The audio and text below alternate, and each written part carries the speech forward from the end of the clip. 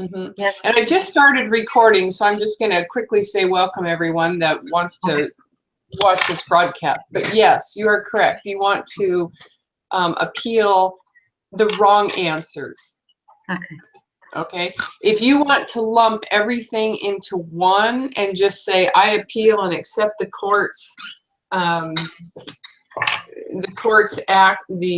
answers to all my questions, you can appeal just one and just get 4 points. That's why I say some students are in a time crunch and they don't have time to go through each question, so they'll just appeal once just for 4 points. But if you missed a lot of questions, I would go and appeal each one. And if you really want to understand the learning and help yourself, then do it the way that the video tells you to do it, where you post the question that you missed. Okay, so you post the question. Sorry. That's okay. You post the question that you miss, and then as you understand it, you can say, okay, I agree with the court. I accept their ruling. But if you feel that it's wrong, then argue for that. And you can do that. You're still going to get the 4 points regardless, but it's a good way to argue it and learn it better. Okay. But right now I couldn't see the wrong questions. I only know that I have this grade. Oh. Okay. So thank you for telling me that. Tomorrow. Okay, I thought that the view was open, but I will get in there and double check that. They should be open for you to see. Okay. Yeah, so let me make a note to get in there and do that. Okay, thank you. I thought I had done that, but I guess I have not. So Tuesday, when we have the office hour, I'm going to go a little bit more into detail, because I'm going to share some case law with you on some of the tort pieces. But at this level, I'm really going to go at a high level with tort. Some of this you've already talked about or read about, but what I want everyone to understand is, and I need to shrink this down. Torts are different from criminal law. Tort is based on the idea that everyone in our society has a certain right, but the purpose of tort law is to enforce those rights and duties, where criminal law, and I'll talk about this in a minute, is to punish an individual for a degree of wrongdoing. So a tort, and a lot of people don't know what a tort is. It's a term they haven't ever heard. But in law, it's a very common term. We've committed a tort. It's a private wrong committed by one person against another. And it's identified into several different types of torts. It can be intentional and it can be unintentional. And you run into that with when you're deciding cases, and we'll talk about this on Tuesday night, deciding cases for wrongful imprisonment, defamation, libel, some of those things.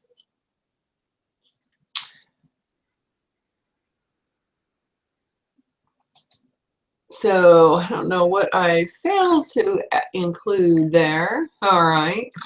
So let me just jump over here to negligence. So negligence is the failure to exercise the degree of care that a reasonable person would have exercised. And I think we had some study questions this week that talked about that. And quite often you see that type of tort argument, defense, claim in car accidents, in personal injury, when somebody's been injured by another.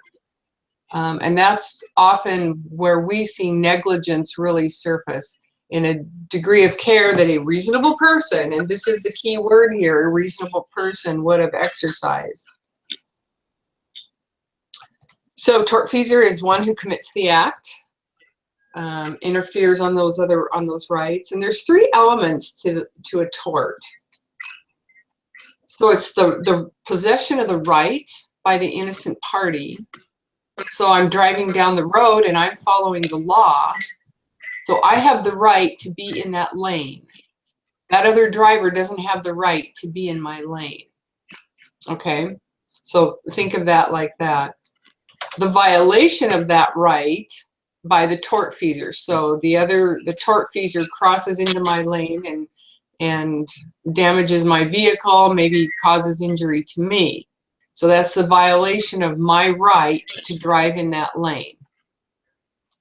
And then the third part of that is the injury that somehow hurts the person whose rights were violated, and that can be in a personal body injury or an injury to my vehicle or anybody else in my vehicle or whatever is in my vehicle. So when you have something that's covered by your insurance, you can look at it that way. That other person has now been liable for some of that, but then you can take it to the next degree if you file a claim, and that's where the tort comes into be, is we file a claim. Me driving in my lane is going to file a claim against this person that violated my area. So does that make sense? Yeah. Yes. Yes. Okay, any questions? No, understood. Okay, you probably understand all of that, right? Yes. So, and this is fairly straightforward. The tortfeasor is usually the defendant, the one that has been named in a lawsuit. So be sure that you understand plaintiff and defendant, because that can really confuse people, especially when we get into an appeal. Mm-hmm. So we'll talk about appeals a little bit. So if I'm going to file a claim against that driver who ran into me, what am I? I'm filing the claim. You are the defendant. No, I'm filing the claim. I'm the plaintiff. Oh, okay. So I'm the victim. I'm innocent party. I'm going to file the claim. So that whenever you look at a lawsuit, the first one listed in the lawsuit is the plaintiff. Right. Mm-hmm. So I'm filing the claim against the defendant because he's got to defend his rights, right? Mm-hmm. So he is the defendant. So if you go to an appeal, all right, let's say that I won that case. All right, so plaintiff versus D, P versus D. P wins. What would D do? What would D do, the defendant? He didn't like the answer and the outcome. He had to pay a big sum of money. He didn't like it, so what would he do? He will appeal. Right. So in the appeal, he now becomes the plaintiff. Mm-hmm. Because he's now going to make a claim against me, and I become the defendant. So it's very important that you always understand who P and D is in that particular case. Mm-hmm. All right, so every case has a new number. So when I filed my claim against a defendant for driving in my lane, that case has a number. When the defendant appeals, it has a new number. Okay, but all of those cases are going to be attached. So when you're briefing a case, which we're going to talk about on Tuesday night. Oh, somebody's saying goodbye. So when you are following a case, you have to understand where the case originated. Okay, so that's important, and we'll talk about that Tuesday night. Okay, difference between criminal law and tort law. So we talked a little bit about it. A crime is a wrong committed against the public good. And what might be some examples of that?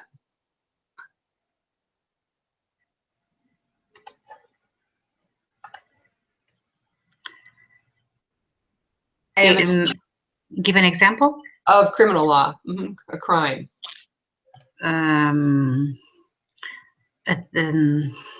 Killing someone. Yeah, murder. Yes. Theft. So those are against the public good, okay? A tort is committed against a particular person or property, okay? Now, you can certainly harm someone in murder, but that has then been elevated to a crime. We'll talk about crimes a little bit later. So the penalties for the two are very different, okay? However, there are two types of torts that can turn into a crime. But I get a lot of questions. Why is assault or battery a civil and not a criminal? Now, so sometimes a tort can be called a crime, but that's only if it moves into that. Okay, so why is assault not a crime? Because an assault could not have a murder? Well, yeah, it's hurting an individual. It's physically hurting an individual. Just like slander is a tort, it's not a crime because it only hurts an individual. It's only focused on that individual. Murder it's a murder, someone is involved in that and is hurt, but that is a public crime, so it's punished beyond a civil level. So we're going to talk about penalties in criminal law. So again, the purpose of criminal law is to protect society from offenders, and they punish them. So in tort law, we are going to punish, but typically we don't punish them by imprisonment or the death penalty. We punish them by usually a monetary penalty. Or you could use your driver's license, something like that. Now it could be imprisonment because a DWI is a tort, driving while influenced. So remedies in tort law, meaning how we are going to make whole the person that was damaged, is to compensate. And that's what I said in the previous slide. We're going to pay them. They're normally in the form of money to the injured party, and they can include pain and suffering, pay medical expenses. Like I said, repair my car. And there could be some punitive damages to the tortfeasor also. For instance, like taking away his driver's license. These are most often actions that deliberately hurt, embarrass, or scare people. So that's the difference between intentional versus unintentional. Okay, unintentional, I didn't really mean to do that. That's very self-explanatory. So intentional torts, are usually assault, battery, imprisonment, defamation, invasion of privacy, and infliction of emotional distress. And we'll talk about those on Tuesday night. So I want to talk about it, assault and battery, because this is one that I'm confused about. They are two different torts, very different. They can be committed together, and battery includes assault. So if somebody has been filed a claim of battery, they can also file a claim of assault. Very simply, a person commits an assault by threatening to harm an innocent person. Now, threat is going to be case by case. Excuse me. But there is a threshold that you cross in an assault. Battery is the unlawful, unwanted touching of another person, but it doesn't mean that I don't like to be touched and you come up and touch me, and I've already told you I don't like to be touched, but you touch me because you think it's funny. That's Yes, not battery. provoking. Pardon me? Provoking. Yeah. Provoking. Yeah. No. Mhm. So there are thresholds of, and we'll talk about some of those claims. Mhm. You have to feel threatened, and there has to be some threat. Like, okay, I've got a bat and I'm standing there ready to hit you. Okay, that is immediate harm. You are going to protect yourself. And assault occurs even if you escape from the harm. But if I walk up to you and say, "Oh my gosh, I'm going to shoot you," you can be afraid of that. But I don't have anything that would cause you to be immediately afraid of me. I don't have a gun. I don't have a gun visible. I have no coat on that, has possibility of hiding a gun. I'm coming up and I'm casually saying I'm going to shoot you. That's not an assault. So we have to be very careful. And I'm going to show you some cases that demonstrate that. But people get confused by these. There's a great case where some people are at a party, and this young man, there's a lot of elements to this case, but he pulls the chair out, the person goes to sit down and gets physically hurt because the chair's no longer there. Yeah. So that's a good example that falls into battery when it's committed. Sorry about that. The battery has been committed, even though the touching hasn't physically, been between the two. It's been associated with the person's body. So in this case, it was the chair, pulling the chair out as someone sits down. So, and I'll demonstrate some of those cases on Tuesday night. False imprisonment is a great one. Where you have to interfere with the person's right to move about freely, then that person has committed false imprisonment. A security guard in a store, there's a lot of controversy has been in the past over this, and a lot of lawsuits where someone was apprehended in a store and falsely held in a office because they were suspected of shoplifting. So the security guard basically has to see them pick up something, put it in a purse. Their eyes can't leave them. So in other words, they couldn't have picked it up, put it in their purse, and then put it back. So the security guard can't, imprison them for that. And then the other pieces of false imprisonment, they have to hold them in a reasonable way for a reasonable time. So just because they're sitting there questioning them is not necessarily false imprisonment. Defamation, these are interesting ones. I was just looking to see if I had a student trying to get into the class. Okay. Oh. So, we see this a lot in some of the tabloids out there. You probably see this most often in that, where a tabloid has gotten a hold of the story, they publish it. Occurs when somebody lies about another person in a way that hurts the innocent person's reputation.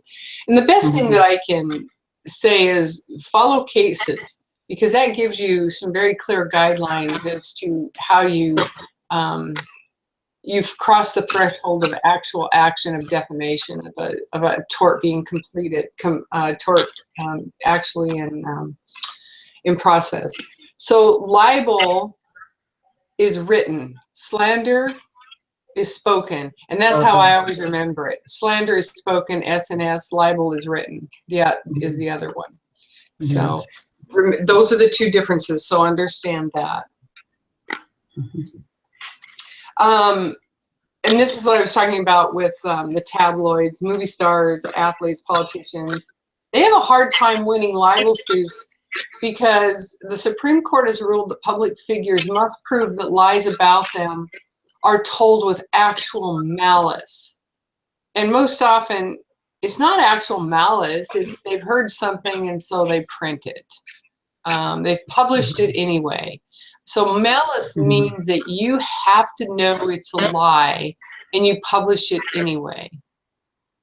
You know, just because you did a poor job of checking out the facts isn't a defense to winning a case of malice. So they put some burden on the individual that's publishing the information. I think it can destroy a life sometimes, no? Pardon me? Sometimes can destroy a life of a person. Oh, and that, right, and that's where it becomes, yeah.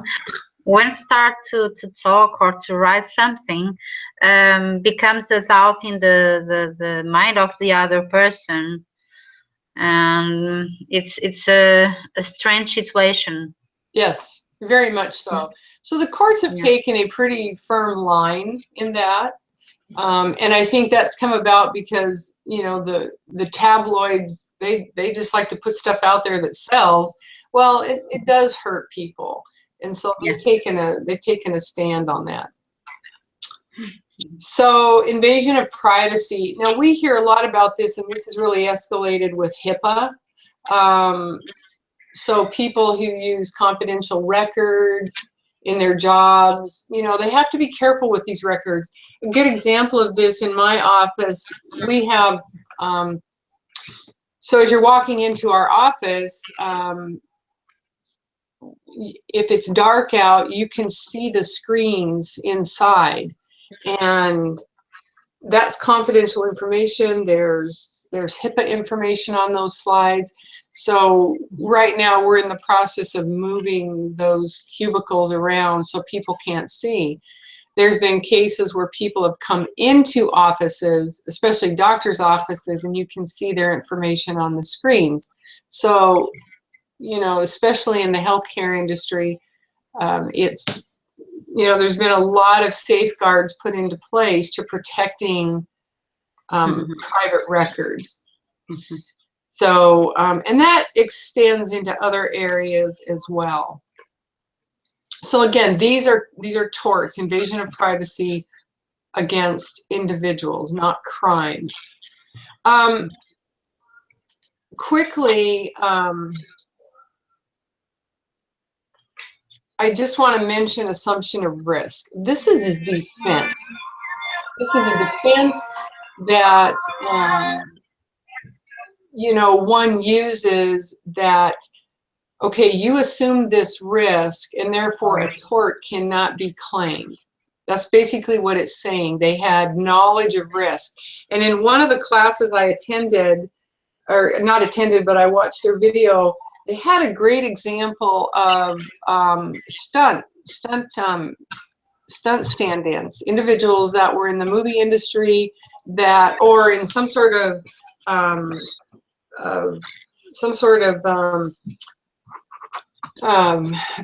position where they were at risk. They were driving fast cars, or they were a stunt stand-in for a movie star, and when they were actually doing a very physical scene that for the movie star could have caused serious harm.